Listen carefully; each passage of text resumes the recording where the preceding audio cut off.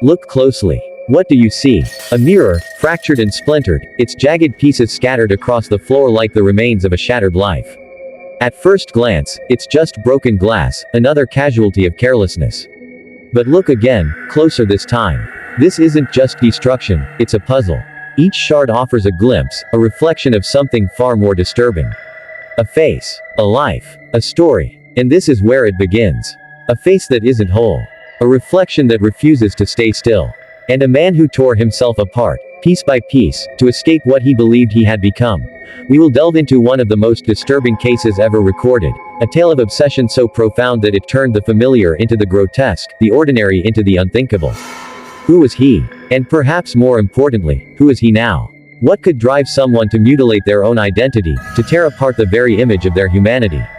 And why did his destruction of his own reflection coincide with the destruction of others' lives? This isn't just a crime, it's a transformation, a descent into the abyss of the human psyche, into a place where reason and reality no longer apply. A metamorphosis into something that defies understanding. Something that lurks in the darkest corners of our nightmares. Stay with me. We're about to piece together the life Victor Marrow tried so desperately to erase. This isn't just a story about a killer. It's a story about the lies we tell ourselves, the masks we wear, and the horrifying truths that surface when those masks shatter. As we uncover Victor's descent, you may find yourself questioning whether our reflections ever truly show us who we are, or what we're capable of becoming. But be warned, some questions don't have answers. And some reflections should never be seen. In a quiet town, a brutal summer. It was a town like any other. Quiet streets, open fields, and a sense of safety that wrapped around its residents like a warm blanket. In the summer of 1978, life moved at a leisurely pace. Children rode their bikes down sunlit roads, neighbors exchanged pleasantries over white picket fences, and the sound of crickets filled the air as night fell. But beneath the idyllic facade lay something festering, a storm brewing in silence. For 6 weeks, that storm erupted. One by one, lives were taken in brutal, inexplicable murders. 5 lives stolen. 5 families shattered. And in the wake of each crime, something impossible to ignore: mirrors. They were always there, shattered, defaced, or left as cryptic clues at every scene. They stood as silent witnesses, reflecting horrors only they had seen. These were no ordinary murders. Each scene told a story, a tale of rage, madness, and something far more unsettling. The mirrors weren't just incidental, they were integral. Part of the crime itself. The killer's signature. The town's once peaceful residents began to ask questions, their fear mounting with each unanswered one. What kind of mind could conceive of such terror? What connected the mirrors to the murders? When the answers finally emerged, they would be darker than anyone could have imagined. Victor Marrow. The name alone sends chills down the spines of those who remember that summer. To anyone who knew him before, Victor was unremarkable. Forgettable. The kind of man who blended into the background so seamlessly that you'd forget he was even there. He grew up in this very town, quiet, polite, intelligent. The kind of boy who got good grades, stayed out of trouble, and never raised his voice. But there was something about Victor.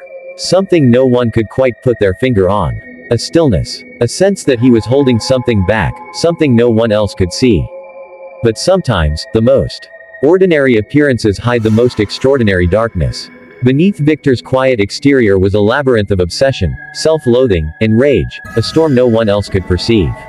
He was haunted by one thing above all: his own reflection. To understand Victor, we have to go back to his childhood.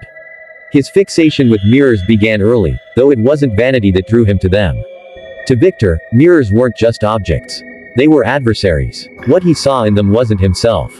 It was something distorted, mocking, wrong. He became convinced that his reflection wasn't just an image, it was an enemy. It began with a single crack. A moment of rage, a shattering of glass that seemed to echo far beyond the confines of Victor's room. From that day forward, mirrors consumed him. He saw things in their fractured surfaces, faces that weren't his own, shapes that defied logic. And then, the whispers began.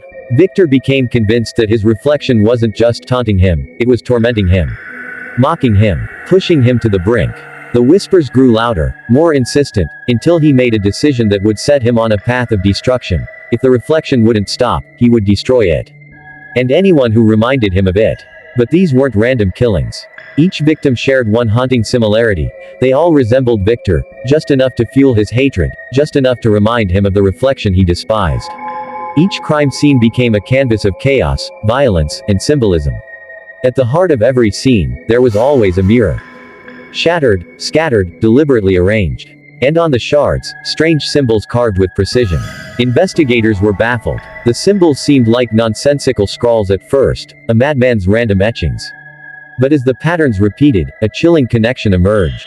Ancient myths, whispered warnings about mirrors as portals to another world, capable of capturing souls or releasing dark forces. Had Victor been inspired by these legends? Or had he convinced himself they were real? As the murders continued, Victor's behavior grew increasingly erratic. Witnesses reported seeing him wandering the streets at night, his face hidden behind blood-soaked bandages. He spoke to himself in hushed tones, his words a jumble of curses, pleas, and cryptic references to reflections and curses. What began as self-inflicted wounds became something far worse. Victor's once ordinary face was now unrecognizable, carved and mutilated beyond repair. He had become the monster he claimed to see in his reflection. But his obsession didn't stop with himself. He began to see pieces of his reflection in others, strangers, neighbors, even loved ones. To him, they were extensions of the thing haunting him, and he believed he had no choice but to destroy them too. Victor Marrow's descent reached its horrifying peak with his final victim, a crime so chilling, it revealed the full extent of his obsession. It wasn't just murder, it was a statement, a culmination of everything he had been consumed by. It happened on an October night, 3 days before his capture. The victim was a young woman named Emily Carter, a local art teacher who lived alone on the edge of town. Emily was the kind of person everyone adored, kind, patient, creative. But to Victor, she was something else entirely. She bore a resemblance to him. Not much, just enough.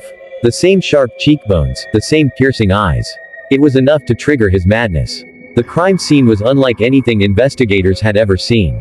Emily's small home was turned into a gallery of horror. Every mirror in the house had been shattered, and the shards were meticulously arranged around her body. Symbols were carved not only into the glass but into the walls, the furniture, even the floor. And then, there was the message. Find me in the mirror. The words were scrawled in Emily's blood, written in Victor's unmistakable hand. It was a taunt, a challenge, and a clue all at once.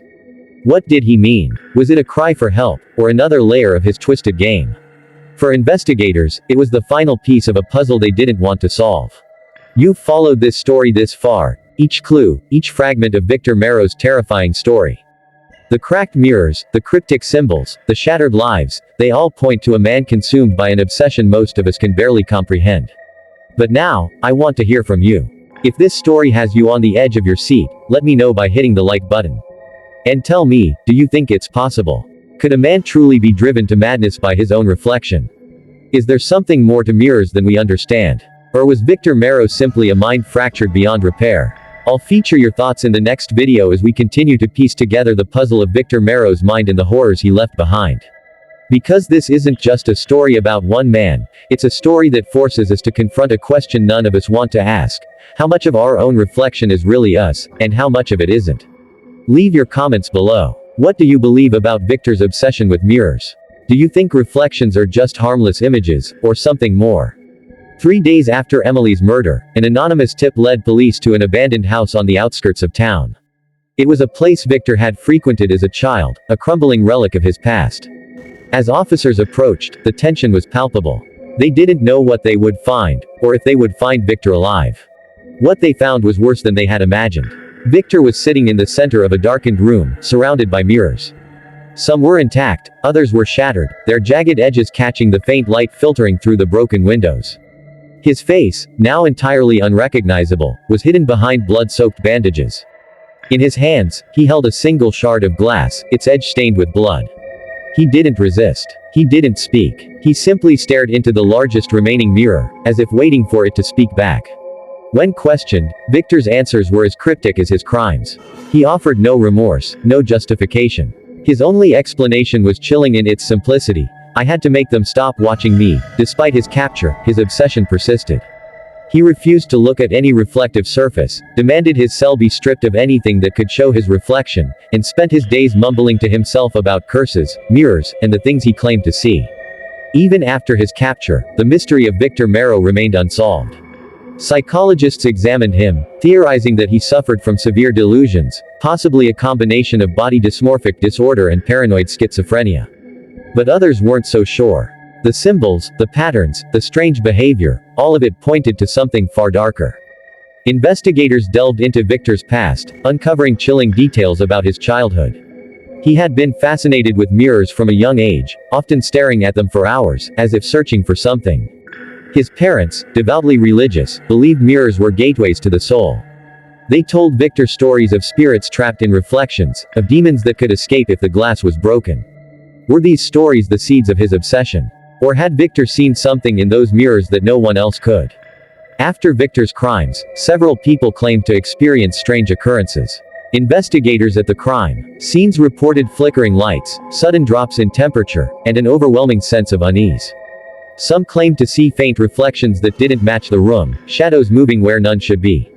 Experts began to examine the symbols Victor carved into the mirrors, hoping to find answers. The markings bore similarities to ancient texts, some of which described mirrors as portals, gateways to another world, capable of capturing or releasing spirits. In some myths, breaking a mirror wasn't just bad luck, it was an act that could unleash whatever was trapped inside. Could Victor have believed these myths? Or had he convinced himself they were true? But the most chilling theory came from the mirrors themselves. After Victor's arrest, the mirrors recovered from his crime scenes were stored in evidence lockers. But strange things began to happen. Officers reported feeling watched when near the mirrors. Some claimed to hear faint whispers, while others refused to be alone with them. Paranormal investigators were called in, and what they found was deeply unsettling. Several mirrors showed faint images, faces that didn't belong to Victor or his victims. Faces that couldn't be explained. Victor Marrow was sentenced to life in a maximum security prison. But his story didn't end there. In his cell, Victor continued his descent into madness. He refused to speak to anyone, spending his days staring at the blank walls, as if he could still see the mirrors. Guards reported hearing him whisper at night, his voice low and frantic, as if arguing with someone who wasn't there. On the anniversary of his arrest, Victor was found dead in his cell. The cause of death was ruled as self-inflicted wounds, but the details were gruesome. He had carved the words, "Find me in the mirror," into his chest with a piece of glass. Where he had obtained the glass, no one knew. His cell was completely devoid of reflective surfaces. To this day, Victor Marrow's story remains a source of fear and fascination. His crimes left a scar on the town, a reminder of how fragile the human mind can be, and how dangerous obsession can become. But for some, his story is more than a cautionary tale. It's a warning. They say if you stare into a cracked mirror long enough, you might see him staring back at you with his face twisted, his eyes filled with rage. And if you listen closely, you might hear him whisper, "Do you see them too?" If this story left you with chills, don't forget to hit the like button and subscribe. Join me next time as we uncover more terrifying tales, and dive deeper into the darkest corners of the human mind, and beyond. But for now, let me ask you, what do you think Victor Marrow saw in his reflection? Was it madness, or something more? Leave your thoughts in the comments below. Until next time, stay safe, and maybe avoid looking into the mirror tonight. You never know what, or who, you might see staring back.